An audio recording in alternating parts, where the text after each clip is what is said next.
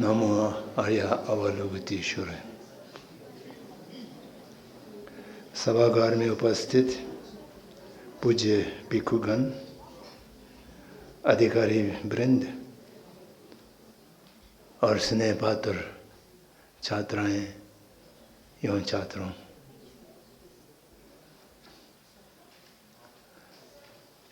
आज यहाँ जिमेर मुझ ने मुझे छात्रों से मिलने की और आपसे वार्तालाप करने के लिए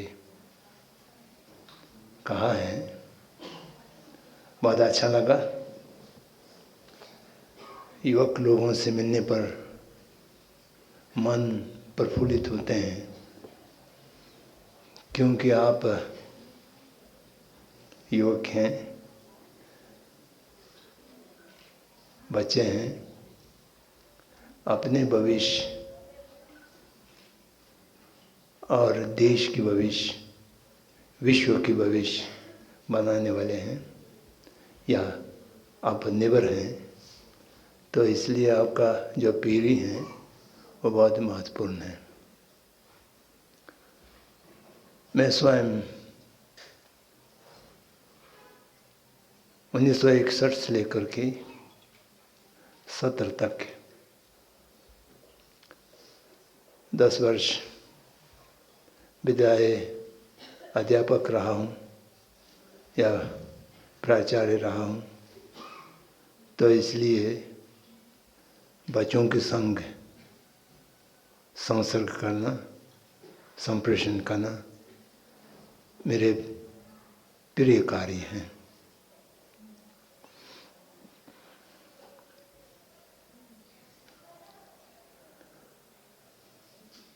कल मैं तवां से आ रहा था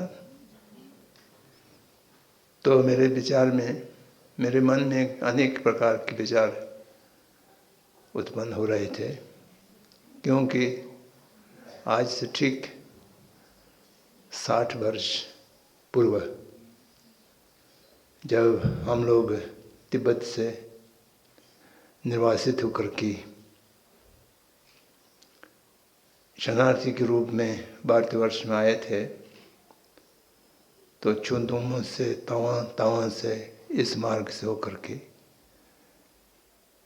तेजपुर के पास मिसामारी नामक स्थान पर जो शिविर बनाया हुआ था वहाँ तक गया था। तब के स्मरण मेरे मन में अभी भी बहुत स्पष्ट है। उस समय इस बहुत सुंदर और मनोरमी प्रदेश को हमने देखा था। उस समय आप लोगों में से अधिकांश जन्म नहीं लिए हैं या उसके बाद आप जन्म लिए होंगे, लेकिन उस समय के जो मूल प्रदेश का शांत वातावरण, स्वच्छ और आध्यात्मिकमय जो एक क्षेत्र था, आज बहुत परिवर्तित हो चुके हैं। अब लोगों ने उस अतीत को देखे नहीं हैं। संभवतः सुना तो होगा, लेकिन वो आपकी परिकल्पना की सीमा के पार होगा। आज हम 21वीं सदी कहते हैं और उत्तर आधुनिक युग में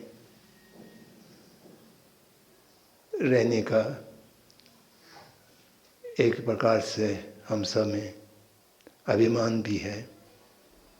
तो इसलिए 60 वर्ष पहले की जो इस क्षेत्र का पवित्रता थे या सुंदरता थे, मनोरमिता थे, वो आज हमारा मध्य में नहीं है। ये मैं बीते हुए 60 वर्ष की बात कह रहा हूँ, आज से जब 60 वर्ष आगे जाएंगे, हम लोग तो नहीं रहेंगे, लेकिन आप सब उस समय देश दुनिया के कर्ता धर्ता होंगे, या आपके ऊपर देश दुनिया की दायित्व होगा, तब भविष्य के चित्रण किस प्रकार के होंगे, ये कल्पना करना बहुत कठिन है। इतिहास के बीते हुए हजारों वर्षों में जो परिवर्तन नहीं हुए थे, वह गत 200 वर्षों में हुआ है आधुनिकता के नाम से। और गत जो 200 वर्ष के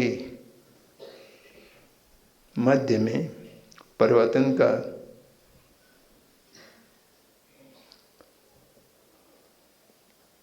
जो गति है वो पिछले 60 वर्षों में अत्यधिक रहा है। तो इसलिए भूतकाल और भविष्यकाल के बीच में एक निरंतरता और संबंध रहना चाहिए था, वो रहना कठिन प्रतीत हो रहा है। मेरे पीढ़ी को तो उसका बहुत ज़्यादा दर्द नहीं है, लेकिन यहाँ पर उपस्थित जो छात्राएं और छात्र हैं, आपके जीवन में ये संबंध विच्छिन्नता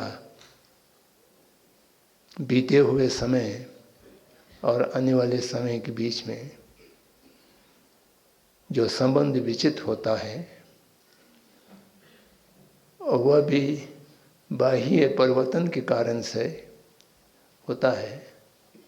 तो उसमें दृश्य अदृश्य दोनों रूप से एक कठिनाई उत्पन्न होते हैं। शायद आपको स्पष्ट रूप से बोध तो नहीं होगा, लेकिन जिस पीड़ा से और जिस कठिनाई से जो आप गुजर रहे हैं, वो मैं देख सकता हूँ। मेरे पीढ़ी के लोग जो 80-85 वर्ष के ऊपर के लोग हैं, वो देखते हैं।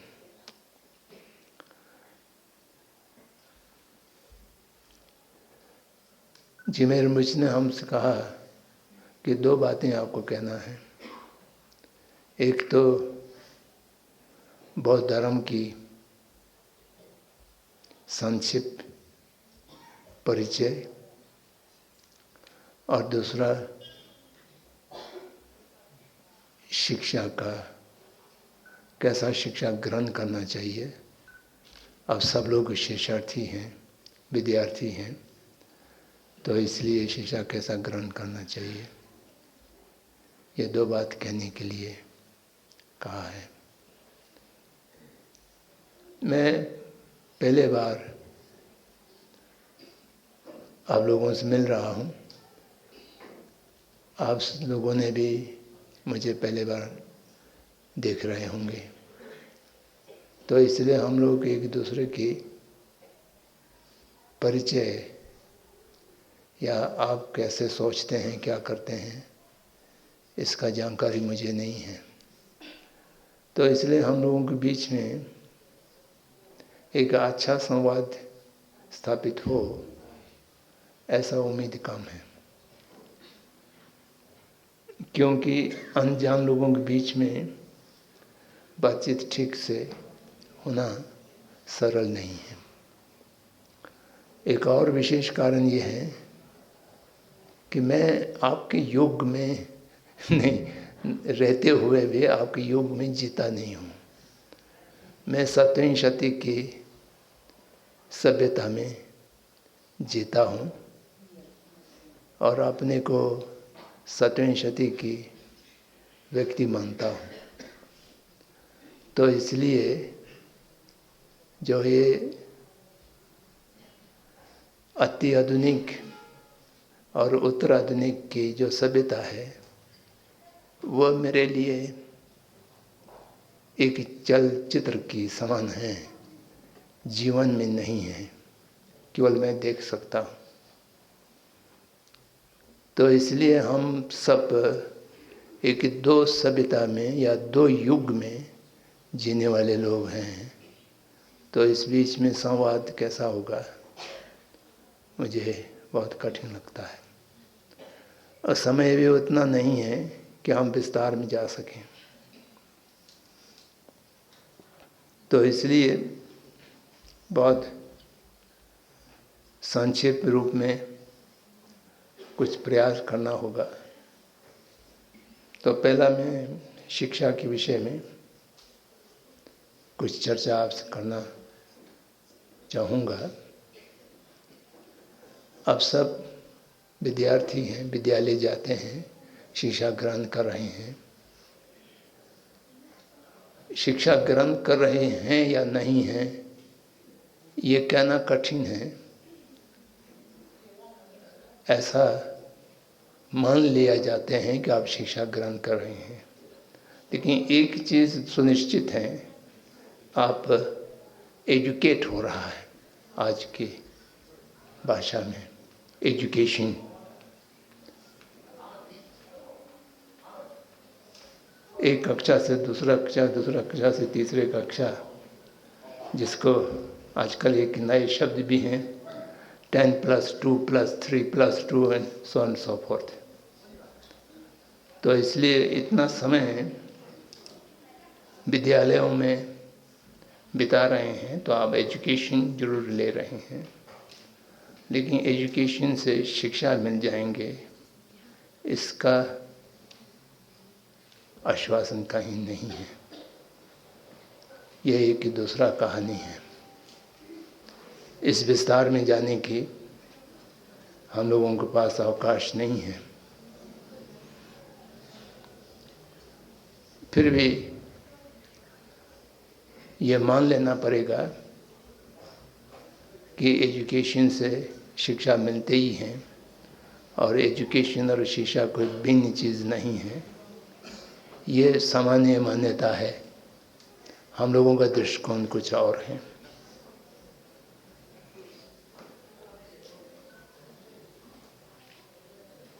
परंतु जो कुछ भी हो, बहुत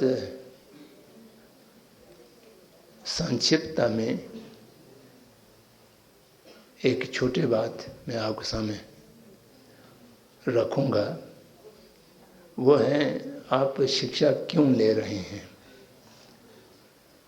आपके अभिभावक माता पिता ज़बरदस्त आप विद्यालय में भेज रहे हैं, या आप स्व इच्छा से कुछ उद्देश्य लेकर के विद्यालय जा रहे हैं, यह पहले समझ लेना चाहिए।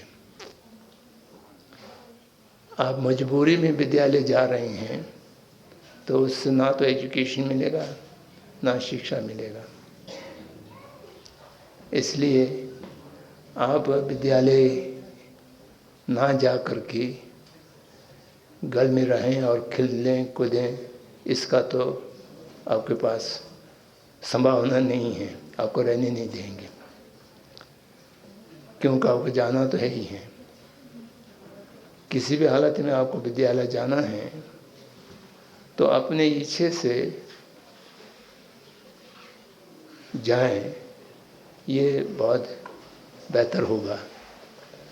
अपने इच्छे से तभी आप जा पाएंगे। आप थोड़ा सा शिक्षा का महत्व को देखें और उससे आपके जीवन में क्या लाभ होगा। आशिष्ट रह जाएंगे तो आपके जीवन में क्या हानि होगा, ये समझ लें। अध्यापक भी आपको बताते होंगे, अभिभावक भी आपको बताते होंगे, लेकिन अपने मन से इसको जांच करके थोड़ा समझ लीजिए। कोई काम करना है तो उसको खुशी से, स्वेच्छा से और उत्साह से करना चाहिए। क्योंकि आप विद्यालय गए बिना, परीक्षा दिए बिना, पाठ्यक्रम को पढ़े बिना तो आपको रहने नहीं देंगे। अगर आपको जाना ही है तो उत्साहपूर्वक अपने मन में एक उद्देश्य को लेकर के विद्यालय जाया करिए, तब आपको विद्यालय बोझ नहीं लगेगा, आनंद की अनुभूति होंगे और कोई कठिनाई मालूम नहीं होंगे।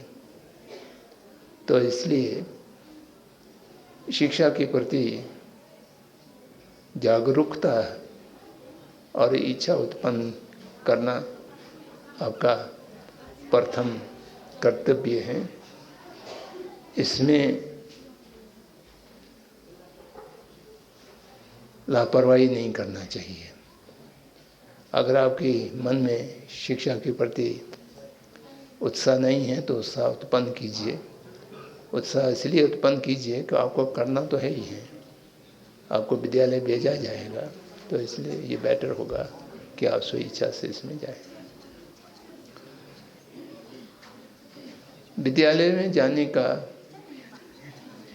उद्देश्य सामान्यतः एक अच्छे जीवन व्यतीत करने के लिए ही होता है। जीवन दो किस्म का होता है, एक सुखमय जीवन और एक अर्थपूर्ण जीवन।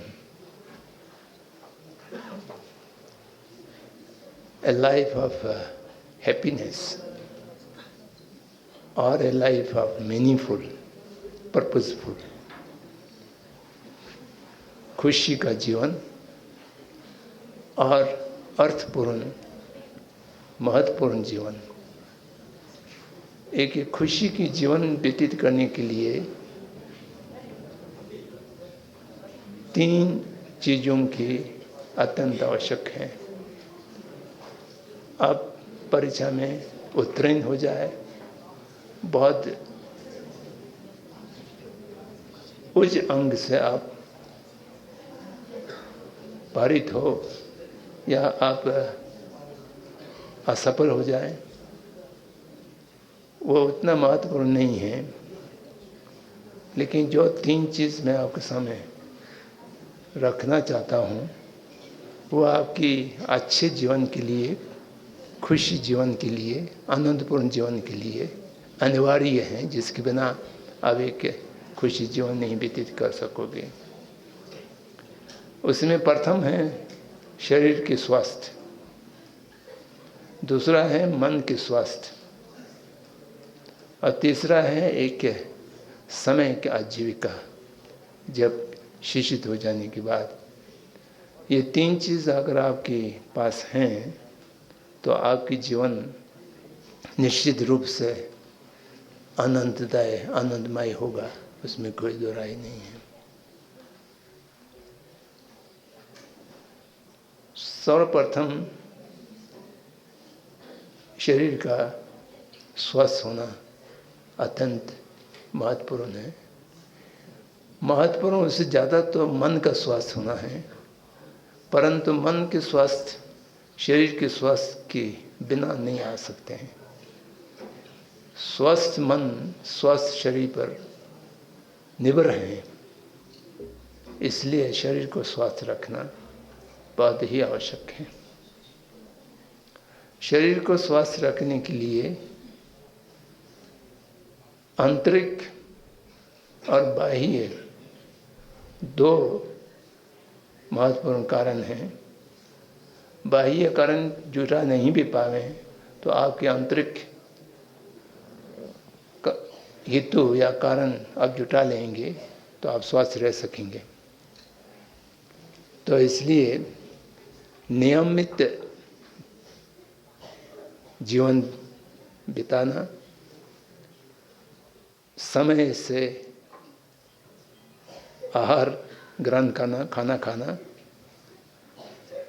दिन में 2 बार खाते हो, 3 बार खाते हो, या जिस मात्रा में खाते हो वो सुनिश्चित रूप से एक समय सरणी के अनुरूप, टाइम टेबल के अनुरूप प्रत्येक दिन, और बहुत अधिक मात्रा में नहीं, बहुत कम मात्रा में नहीं, शरीर को जितना आवश्यकता है उतना ही खाएं और नियमित रूप से व्यायाम करें।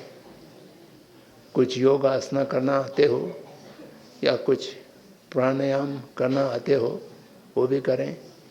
अगर नहीं तो जो साधारण व्यायाम विद्यालय में भी कराए जाते हैं उस तरह से करें। और समय से जागें, समय से सोएं। विशेष रूप से रात की निद्रा युवावस्था में बहुत महत्वपूर्ण है। बहुत देर तक जागते रहना और दूसरा दिन बहुत देर तक सोते रहना, ये अस्वास्थ्य का एक बहुत बड़ा कारण है। 9-10 बजे सो जाना चाहिए और 4-5 बजे उठ जाना चाहिए और उस बीच में अच्छे नींद लेना चाहिए। अच्छे बिस्तर पर बिना कोई व्यवधान की रात बिरात नींद से उच्चट ना जाए, वो सब व्यवस्था करें। और जो खाद्य और पेय सामग्री हैं उसकी पहचान ठीक से हो पाए, कौन हानिकारक हैं, कौन लाभदायक हैं। स्वाद के पीछे ना जाएं, स्वास्थ्य के पीछे जाएं। और इसमें सबसे महत्वपूर्ण ये है कि खाद्य सामग्री में कोई मादक सामग्री नहीं होना चाहिए। आजकल हर जगह मादक सामग्री वह जलपान के रूप में या चबाए जाने की कोई वस्तु के रूप में, पिए जाने की कोई वस्तु के रूप में सर्वत्र मिलते हैं। और बहुत जगह ऐसा भी है, कुछ गलत इच्छा रखने वाले लोग बच्चे को, युवक को पूरा जीवन खराब करने के लिए भी ऐसा मादक सामग्रियों से उनको आदत डाल देते हैं। जैसा भंग हो या जैसा कोई अल्कोहलिक चीज़ हो, दवाइयों में भी ऐसा आते हैं। ये जीवन में एक बार उसका सेवन कर लिया जाए तो सारा शरीर के स्वास्थ्य समाप्त होते ही हैं और उसके साथ मानसिक संतुलन भी खो देते हैं। और पढ़ाई लिखाई में जो उत्साह या समर्थ चाहिए वो भी चले जाते हैं। कोई भी नशा अब कर लेंगे तो 2-3 घंटा शायद आपको एक आनंद की या दुख भूल जाने की ऐसा चांस देते हो, लेकिन वो उस 2-3 घंटे के बाद वो सब समाप्त हो जाएंगे और उसके नुकसान तो बहुत लंबे समय तक रहेंगे।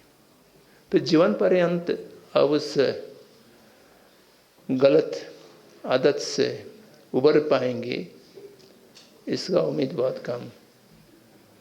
बहुत से युवक ऐसा हो जाता है कि आज जगह जगह पर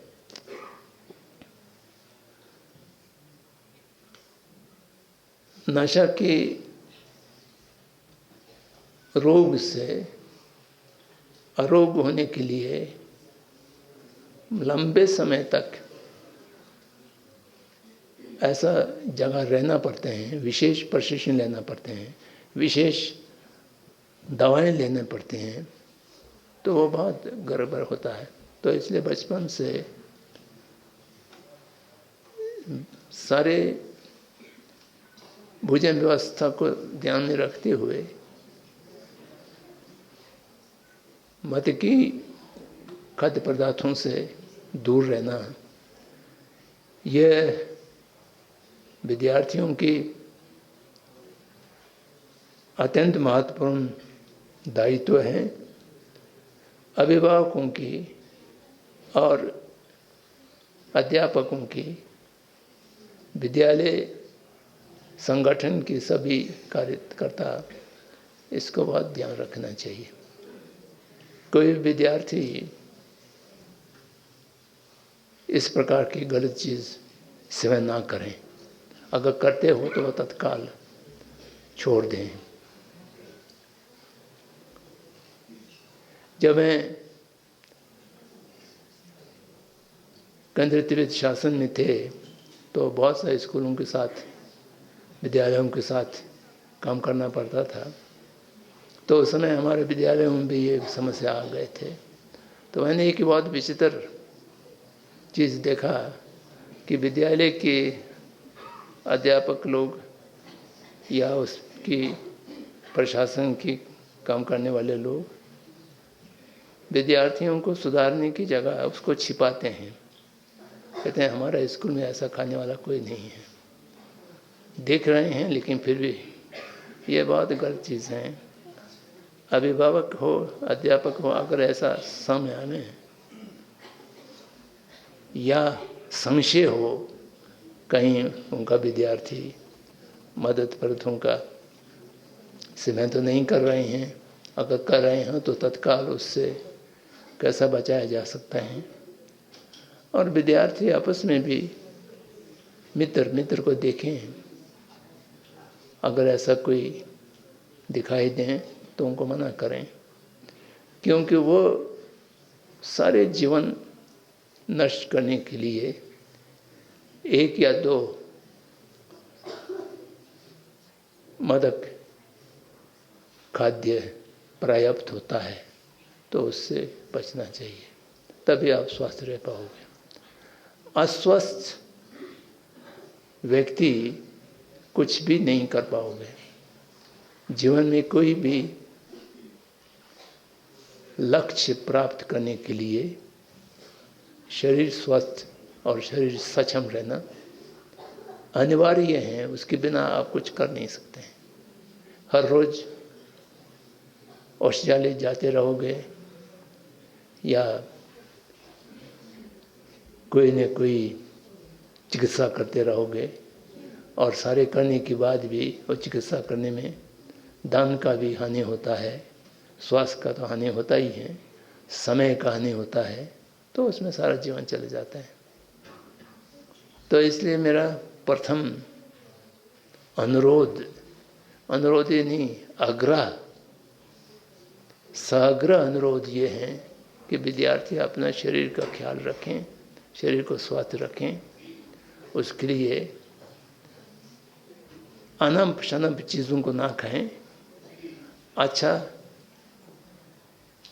पौष्टिक भोजन करें, समय से करें, और कोई भी मादक पदार्थ के साथ संपर्क में ना आवें, ये बहुत जरूर है। शरीर स्वस्थ जब रहेंगे तो फिर मन का स्वास्थ्य की बात सोचा जा सकता है। यहाँ पर मन के स्वास्थ्य की बात मैं ये कह रहा हूँ कि विवेकपूर्ण और स्वाधीनता से सोचने की क्षमता। आप बहुत पढ़ जाइएगा, आप कुछ भी नहीं पढ़िएगा, लेकिन आपको एक स्वतंत्र मन होना बहुत जरूर है। स्वतंत्र मन होने के लिए आप निश्चित रूप से अपने को न्याय की और प्रमाण की विद्या ग्रहण करना। न्याय हर परमाणु बहुत बड़ा शब्द होगा। एक तार्किक बुद्धि, कोई भी चीज़ आपको कहा जाए तो आप तुरंत उसको मान ना लें, अपने से परीक्षा करें, तर्क करें, वितर्क करें। अध्यापक ने ऐसा कहा है, ये सही था या गलत था, वो अपने से जांचें, जानने की प्रयास करें। संपूर्ण शिक्षा का जो प्रक्रिया है उसमें बराबर जो कुछ आपको पाठ पढ़ाए जाते हैं उसको जान लें, उसको मान ना लें। जाना और माना बहुत बड़ा फर्क होता है। बिना जाने मान लेते हैं उसको कहते हैं अंधविश्वास। इस दुनिया में धार्मिक परंपराओं ने थोड़ा बहुत अंधविश्वास फैलाया था, वो आज भी जगह जगह पर दिखाई देते हैं।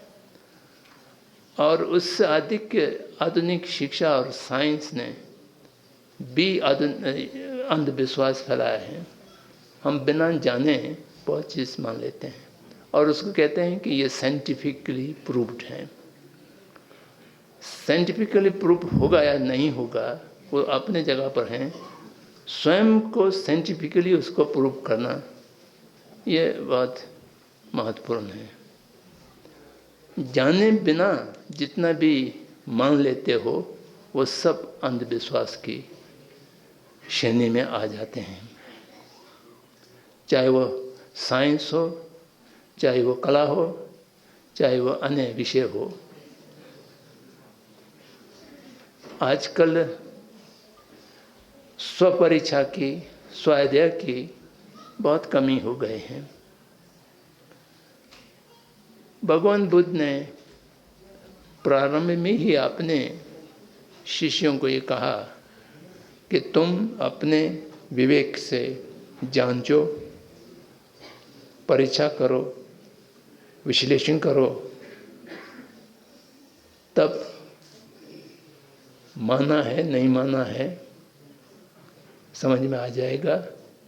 लेकिन मेरे उपदेश को भगवान बुद्ध ने कहा है, मुझे बुद्ध के ऊपर विश्वास है या बुद्ध के प्रति गौरव है तो इसलिए मान लेता हूँ, ऐसा कभी मत करना। ये बुद्ध की स्पष्ट निर्देश हैं। अगर बुद्ध के कोई अनुयायी हैं तो बुद्ध के उपदेशों को अपने विवेक से जांच पड़ताल करके तब जब समझ में आता है मान लीजिए, जब समझ में नहीं आता है तो प्रयास कीजिए निरंतरता उसको समझने की। जब समझ में आएगा तब उसको जीवन में उतारने में कुछ विशेष वो होता है। मन और शरीर दोनों को स्वस्थ रखने के लिए अभी मैंने कहा था ये आंतरिक के हेतु अपने से ठीक ढंग से रहना और स्वास्थ्य के सब चीज़ को, इसका बाह्य जो कारण है शारीरिक स्वास्थ्य, मन के स्वास्थ्य दोनों के लिए पर्यावरण प्रदूषण रहित रहना, यह आज बहुत एक दुर्लभ चीज़ हो गया है। मैं कह रहा था 60 वर्ष पहले इस क्षेत्र की जो पर्यावरण थे वो आज नहीं है। विशेष रूप से खाद्य सामग्री जो रासायनिक खाद्य के माध्यम से या कीटनाशक के माध्यम से उत्पन्न करना प्रारंभ हुआ है, उससे पूरा जगत की स्वास्थ्य बहुत बिगाड़ दिया है। यहाँ मुझे मालूम नहीं कैसा है, भारतवर्ष में सिक्किम एक ऐसा राज्य है और उत्तराखंड उसके पीछे अब होने वाले हैं। दोनों ने सारे प्रदेश को जैविक कृषि वाले घोषित किया है। मैंने पूछा नहीं, उम्मीद करता हूँ अरुणाचल प्रदेश भी जैविक खेती वाले में अधिकांश होंगे, क्योंकि परंपरा तो सब जैविक खेती करते हैं। और उस प्रकार से जो बाह्य प्रदूषण है उससे बच कर रहना। और ये दो अवयवी या दो अंग पूर्ण जहाँ पर होगा तो आपके शरीर स्वस्थ रह सकेंगे, आपके मन स्वाधीनता रह सकेंगे। विवेकपूर्ण मन जहाँ पर होता है तो आप अपने से निर्णय लेते हैं। नहीं तो एक आदमी कहेंगे ये करना चाहिए, आप करने लगेंगे, दूसरा आदमी आकर कहेंगे नहीं करना चाहिए, फिर आप उसको छोड़ने लगेंगे। तो इसलिए जीवन का कहीं भी ठिकाना नहीं होता है। तो इसलिए आपको शरीर का स्वास्थ्य और मन का स्वास्थ्य, अंग्रेज में फिजिकल हाइजीन की बात करते हैं, वो तो बहुत लोग जानते भी हैं। लेकिन मेंटल हाइजीन, इमोशनल हाइजीन, चित्त को अंतर आत्मा को कैसा स्वच्छ रखा जाए, उसकी हाइजीन का प्रक्रिया क्या है, ये सोचना बच्चों की, युवकों की बहुत महत्वपूर्ण काम है। जो आप शरीर पूर्ण रूप से स्वस्थ रहेंगे, पूर्ण रूप से विकसित रहेंगे, स्वस्थ रहेंगे तो विकसित रहेंगे, और मन विवेकपूर्ण रहेंगे, हर निर्णय को अपने से, अपने अंतर विवेक से, अंतःकरण से देख करके ये सही है, ये सही नहीं है, ये निर्णय करने की क्षमता रखेंगे, तो आप एक पूर्ण मनुष्य बन गया है। तो हर मनुष्य अपने जीवन को यापन करने के लिए, अपने परिवार को, अपने कुटुंब को पोषित करने के लिए एक आजीविका अत्यंत आवश्यक है। वह आजीविका समय होना चाहिए, पवित्र होना चाहिए। वह आजीविका पापपूर्ण नहीं होना चाहिए, हिंसापूर्ण नहीं होना चाहिए। आज की जो एजुकेशन प्रक्रिया है वह, मैंने प्रारंभ में कहा था कि शिक्षित करने की जगह एजुकेटेड कर देते हैं। तो एजुकेटेड आदमी लोग नौकरी करना ही जानता है, स्वामी करना बिल्कुल नहीं जानते हैं, उसकी इच्छा समाप्त कर दिया जाता है। इसका एक कारण है, मैकॉले ने 1834-35 में ही ये कह दिया था कि हिंदुस्तान में जब तक संपूर्ण शिक्षा प्रणाली को समाप्त नहीं किया जाए, अंग्रेज शिक्षा प्रणाली लागू नहीं किया जाए, तो हमारा ब्रिटिश राज बहुत दिनों तक वहाँ जीवित नहीं रह सकते हैं। तो उसके बाद जो यहाँ शिक्षा पद्धति बनाया था वो नौकरी करने के लिए ही बनाया था। लेकिन वो 100-150 साल पहले की बात है। लेकिन आज जगत जो है वह कॉर्पोरेट के अधीन है। कॉर्पोरेट तय करता है कि किस प्रकार की मनुष्य उत्पन्न करना चाहिए। मनुष्य को मनुष्य नहीं मानते आजकल, मनुष्य को एक संसाधन मानते हैं। उस संसाधन को किस कारखाना में ले जा कर के उत्पादन करना है, प्रोसेस करना है, और जैसा वो चाहता है वैसा। जब आपका विवेक और स्वाधीन सोच रहेंगे तो आप अपने के लिए निर्णय ले सकते हैं। इस जो प्रचलित एजुकेशन प्रणाली के माध्यम से जाएंगे तो आप पढ़ाई लिखाई समाप्त करने के बाद कोई मालिक आपको वेतन दे करके नौकरी नहीं करा लिया जाएगा, तब तक आप अपने को एकदम अनर्थ जैसा समझेंगे। तो इसलिए आजकल एक ही शब्द हैं अनएम्प्लॉयमेंट, एजुकेटेड अनएम्प्लॉयमेंट पॉपुलेशन। वो हर देश अपना अपना वो अंकड़ा देते हैं, हमारा कम है, हमारा ज़्यादा है। यहाँ तक कि शिक्षा संस्थाओं का सफलता इसमें गिना जाता है कि उनकी परिसर से कितना लोगों को नौकरी बनाया जाता है, उनके परिसर से कितना लोगों को मास्टर बनाया जाता है, उसको कोई नहीं जानते हैं।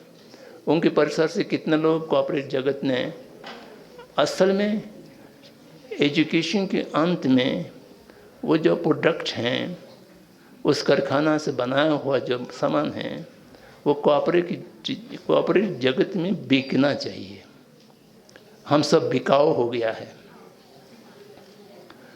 पुराना ज़माने में कहा करते थे शिक्षा मंत्रालय, मिनिस्ट्री ऑफ एजुकेशन, अब हमारे पास नहीं है। मानव संसाधन विकास मंत्रालय, मानव को संसाधन मान लिया गया है। एक मेरा मित्र ने पत्र लिखा, one the corporates world rule the world, और फिर उसमें लिखा कि पोस्ट कॉर्पोरेट वर्ल्ड। तो उन समय बहुत तफसील से, विस्तार से इन सबको देखा है। तो ये एक जो वातावरण है, इसमें से आप नौकरी करके समय का आजीविका प्राप्त करना असंभव तो मैं नहीं कहूँगा, लेकिन बहुत कठिन है, क्योंकि आप स्वाधीन नहीं हैं, अपराधीन हैं। तो इसलिए जो युवक वर्ग हैं उसको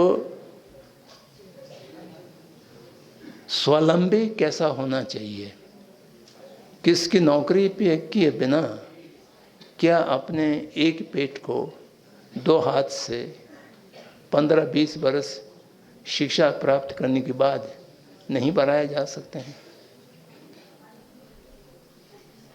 ये एक प्रश्न है, तो इस प्रश्न को बार बार देखना चाहिए। तो समय के अभाव में मैं यहाँ अपने को इस विषय को सम्मिलित करने की प्रयास करूँगा। स्वस्थ शरीर, विवेकपूर्ण और स्वस्थ चित्त, मन, और एक समय की आजीविका, हिंसा रहित आजीविका, ये तीन चीज़। हिंसा रहित आजीविका का अर्थ ये है कि आप हर चीज़ का उपयोग करने वाला बने, संसाधन की उपभोग करने वाला ना बने। आज हम लोग यूज़र नहीं हैं, कंज्यूमर हैं। ये जगत की परिवर्तन के माध्यम से बनाया गया है। संसाधन को हम उपयोग करेंगे तो संसाधन का कमी नहीं है, संसाधन का उपभोग करेंगे तो संसाधन की हमेशा कमी रहेंगी। तो इसलिए जो आजीविका है वो अपने आवश्यकता का अनुसार होना चाहिए, अपने लोभ के अवसर नहीं होना चाहिए। गांधी जी ने एक दो शब्द में बहुत सुंदर इसको संक्षिप्त किया है कि यह दाती माता हर जीव जंतु इस पर रहने वाले हैं, उनकी सारे आवश्यकताओं को पूर्ण करने की क्षमता रखते हैं, परंतु एक भी जीव की लोभ को, ग्रीड को संतोष करने की क्षमता नहीं है।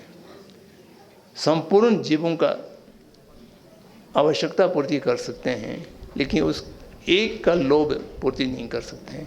अगर हम लोभ के पीछे जाएंगे तो हमारा आजीविका कभी भी समय का आजीविका नहीं होगा। जितना आवश्यकता है उससे 10% अधिक नागराज जी का कहना है कि जो आपकी आवश्यकता है उसको समय दीजिए और उससे 10% उसको संपन्नता कहते हैं उतना होना चाहिए।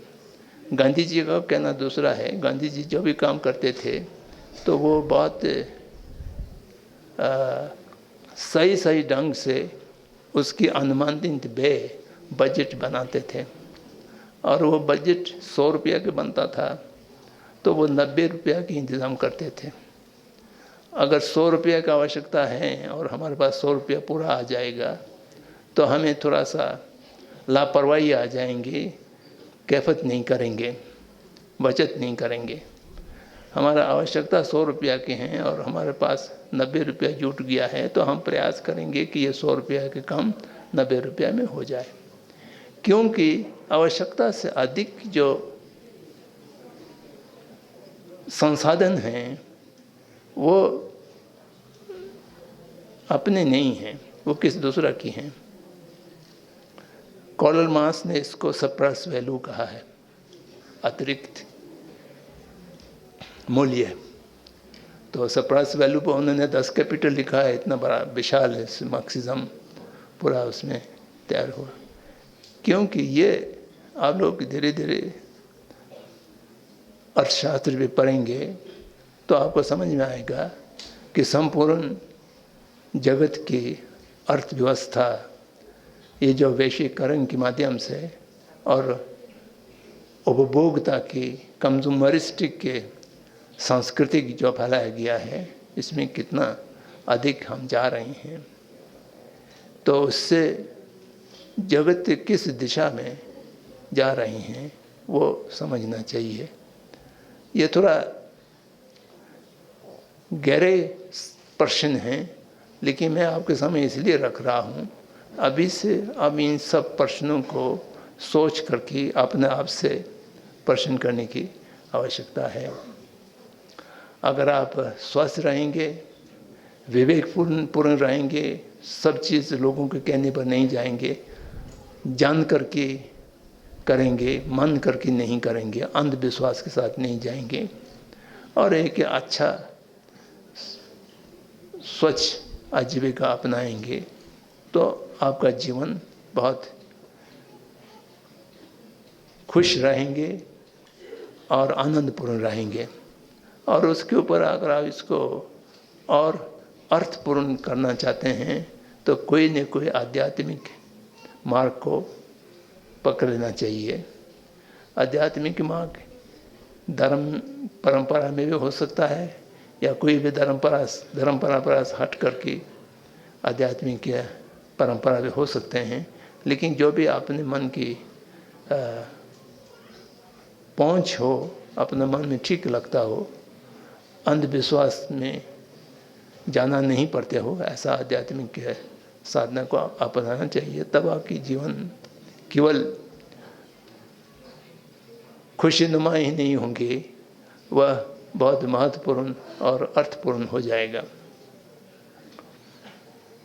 ये आपकी शिक्षा के विषय में मेरा निवेदन है। और बुद्ध धर्म का जो परिचय की प्रश्न है, बुद्ध धर्म कैसा उत्पन्न हुआ।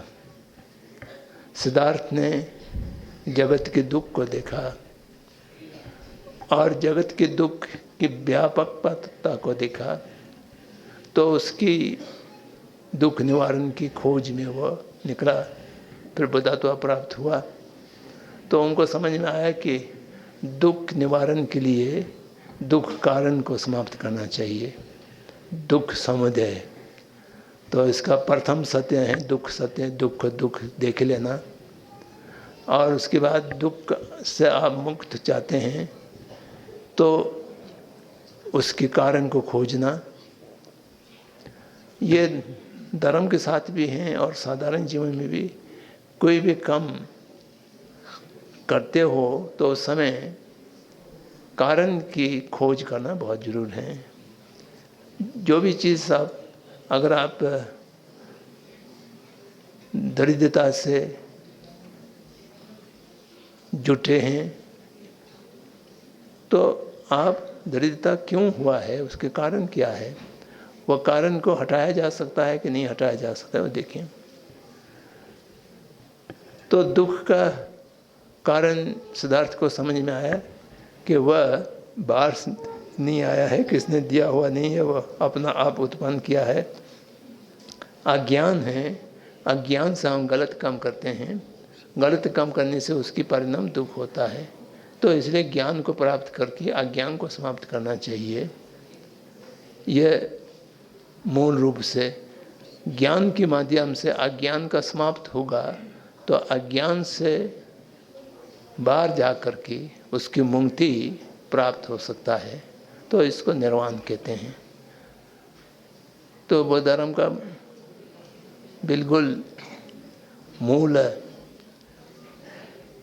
दो शब्द में कहा जाए तो यही है कि कोई भी सत्व या कोई भी जीवधारी दुख नहीं चाहते हैं, दुख निवृत्त चाहते हैं।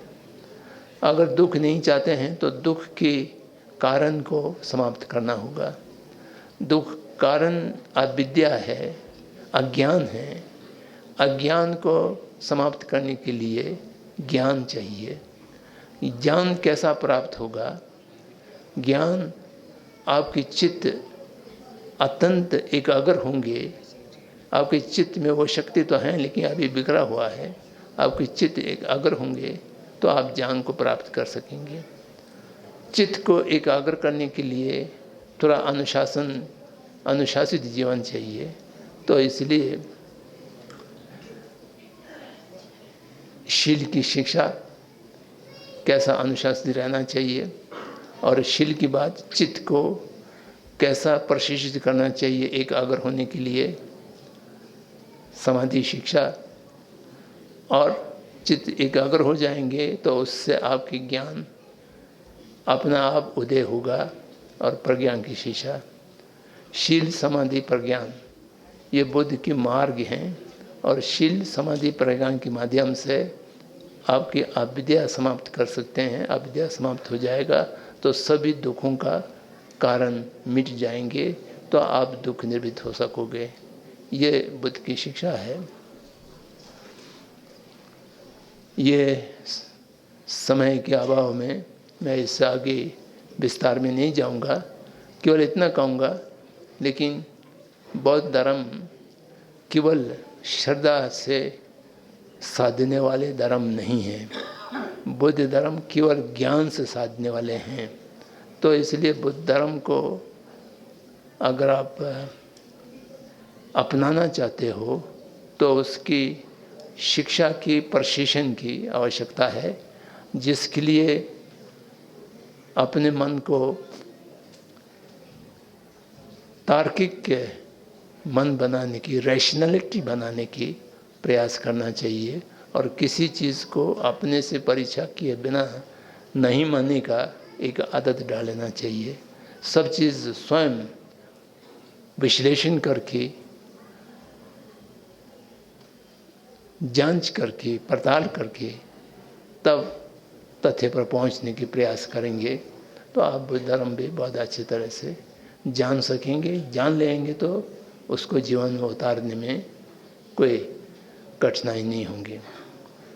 इन शब्दों के साथ मैं अपने वक्तव्य समाप्त करता हूं, क्योंकि मुझे कहा गया था कि 10 बजे बंद कर देना चाहिए। अब 10:05 हो गया, क्योंकि 5 मिनट हम देर से प्रारंभ किए थे, तो मैंने 5 मिनट अधिक नहीं लिया। आप जो शेष जो कुछ समय बचा हो उसमें आप लोग प्रश्न पूछ सकते हैं या कोई टिप्पणी दे सकते हैं। बच्चे विद्यार्थी प्रश्न पूछने में संकोच ना करें। प्रश्न सही हो या गलत हो इसका कोई चिंता करने की ज़रूरत नहीं है। प्रश्न पूछना ही महत्वपूर्ण है। गलत होगा तो बता देंगे कि प्रश्न गलत है, सही होगा तो तभी बता देंगे। तो इसलिए बिना कोई संकोच की जो कुछ कहना चाहें, समय की सीमा तो है, लेकिन उस समय सीमा में जो कुछ आप कहना चाहें उसके लिए कोई रोक टोक नहीं है, कोई सीमा नहीं है। धन्यवाद।